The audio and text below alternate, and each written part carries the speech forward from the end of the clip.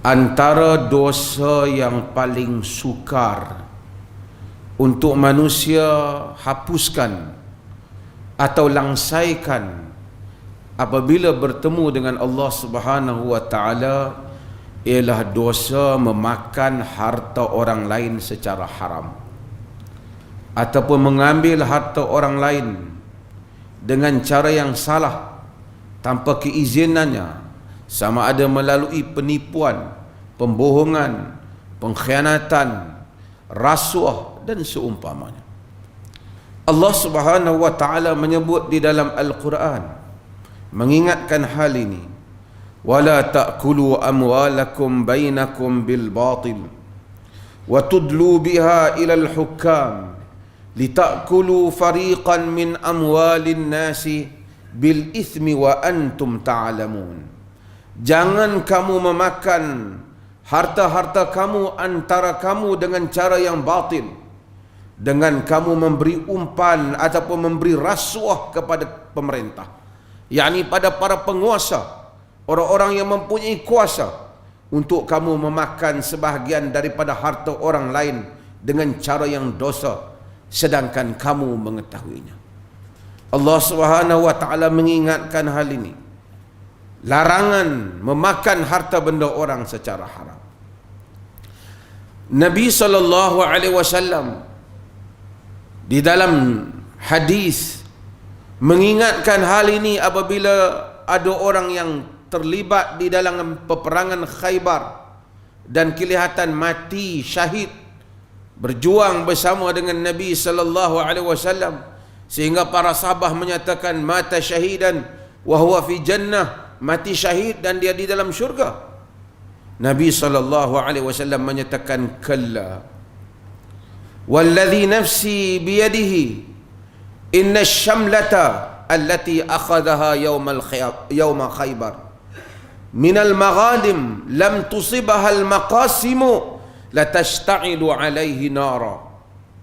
Kata Nabi, demi sesungguhnya tidak, sesungguhnya sehelai selendang yang ia ambil di dalam peperangan Khaybar tidak melalui pembahagian yang betul, yakni pembahagian yang sepatutnya, kerana tentera berhak mendapat peruntukan daripada harta rampasan perang, tetapi dia mengambilnya sebelum peruntukannya ataupun sebelum pembahagiannya dengan cara yang betul. Nabi kata sesungguhnya selendang yang dia ambil dalam peperangan Khaybar itu yang tidak mengikut pembahagiannya menyalakan kepadanya api pada hari kiamat kelak.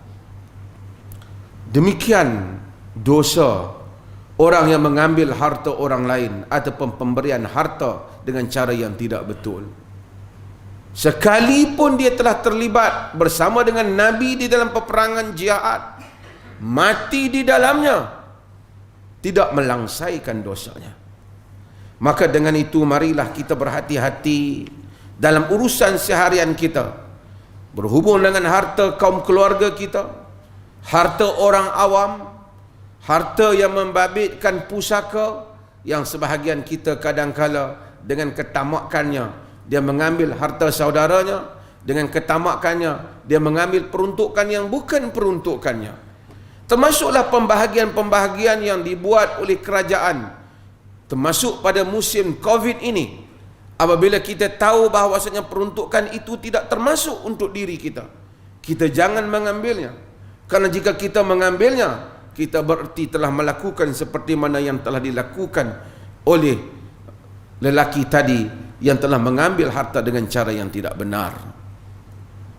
Sidang Jumaat yang dirahmati Allah, kadang-kala dalam masyarakat kita, dosa yang membabitkan harta orang ramai itu dipandang ringan, sementara dosa yang membabitkan pribadi seseorang dipandang besar.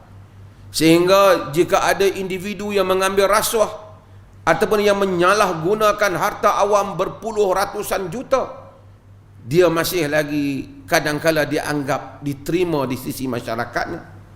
Sementara jika seorang itu melakukan dosa, mungkin berzina atau membakhalwat, yang juga merupakan dosa, tapi itu merupakan antara dia dengan Tuhannya yang boleh dia taubat dengan taubat yang sebenar.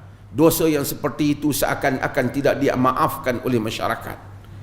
Sedangkan dosa yang pertama yang mengambil harta awam itu jauh lebih besar. Sukar nak dimaafkan. Melainkan hendaklah orang yang diambil hartanya itu memaafkannya terlebih dahulu. Nabi SAW menyebut dalam hadis yang diriwayatkan oleh Al-Imam Al-Bukhari, la ya'tiyanna 'alan nasi zamanun la yubalil mar'u bima akhadha al-mala amin halal amin haram. Akan datang pada satu zaman di mana orang tak peduli lagi daripada mana harta dia ambil, sama ada hartanya ada halal ataupun harta yang haram. Mengambil harta yang haram adalah merupakan antara punca doa tidak dimustajabkan. Nabi SAW menyebut tentang seorang lelaki. Nabi kata tentang seorang lelaki yang bermusafir, dzakara ar-rajula yutilu as-safar ash'atha wa aghbara yamuddu yadayhi ila as-sama' ya rab wa mat'umuhu haram wa mashrubuhu haram wa malbasuhu haram wa ghudhiya bil haram fa anna yustajabu lidzalik. Nabi SAW cerita satu orang lelaki yang jauh musafirnya. Biasanya orang yang musafir doanya mustajab. Kalau kita bermusafir, doa kita mustajab. Dalam keadaan rambutnya yang kusut masai, yakni dia susah, Allah mendengar doa hambanya yang susah. Yamuddu yadayhi ila syama', dia angkat tangan dia ke langit. Itu juga merupakan adab doa, angkat tangan ke langit. Tapi kata Nabi, wa mat'umuhu haram, tapi makanannya haram, minumannya haram, pakaiannya haram, dia tenggelam di dalam yang haram. Bagaimanakah akan dimustajabkan doanya? Maka salah satu sebab doa tidak dimustajab ialah kerana kita mengambil perkara yang haram, harta yang haram. Sebab itu maka hati-hatilah terhadap hasil pekerjaan kita, terhadap wang pengurusan kita, terhadap jual beli kita, terhadap harta antara kita, hatta terhadap anak isteri kita. Kadang-kala kita cuai tidak memberi nafkah yang sepatutnya kepada isteri ataupun anak, padahal itu merupakan hak yang telah Allah tuliskan dan wajibkan ke atas kita, memastikan diberikan nafkah mereka. Kadang-kala kita harta peninggalan ibu bapa kita ataupun keturunan kita, kita bahagikan dengan cara yang tidak betul, ataupun kita mengambil lebih daripada hak kita sehingga menzalimi saudara-saudara kita yang lain. Ataupun tanah yang bukan tanah kita, kita mengambil tanah itu dengan cara yang tidak benar. Ataupun pembahagian yang diberikan oleh kerajaan kepada kita, kita mengambilnya sedangkan kita bukan pihak yang berhak, dengan cara kebijaksanaan dan penipuan kita, ataupun dengan cara yang kita lakukan sehingga kita dianggap berhak padahal kita tidak berhak. Ataupun kita yang berkuasa mengambil rasuah dengan cara yang salah, yang menyebabkan akhirnya negara mengalami kerugian yang besar. Ini semua adalah merupakan perkara yang diharamkan dan akan mendatangkan balak yang besar kepada seseorang. Nabi SAW sebab itu mengajar untuk kita berdoa, Allahumma kfini bihalalika an haramik. Ya Allah, cukupkanlah aku dengan halalmu daripada perkara yang haram. Nabi SAW mengingatkan, dilaknat orang-orang yang mengambil rasuah dan yang memberi rasuah. La'ana Rasulullah SAW ar-rashi wal murtashi. Rasulullah melaknat orang yang memberi rasuah dan orang yang mengambil rasuah. Dan rasuah tidak, orang yang mengambil rasuah, mengambil harta yang haram, tak boleh dia menyatakan walaupun dia ambil harta haram, digunakan untuk bersedekah ataupun memberikan kepada orang lain. Kita tidak ada konsep Robin Hood di dalam agama kita, mencuri harta orang dan memberi kepada orang lain. Nabi SAW menyebut, innallaha tabaraka wa ta'ala la yaqbalu sadaqatan min ghulul.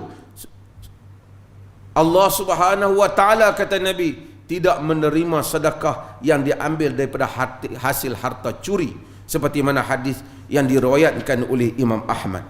Marilah kita semua bagi diri kita memastikan harta yang kita perolehi dari perniagaan kita, usaha seharian kita, merupakan harta yang halal.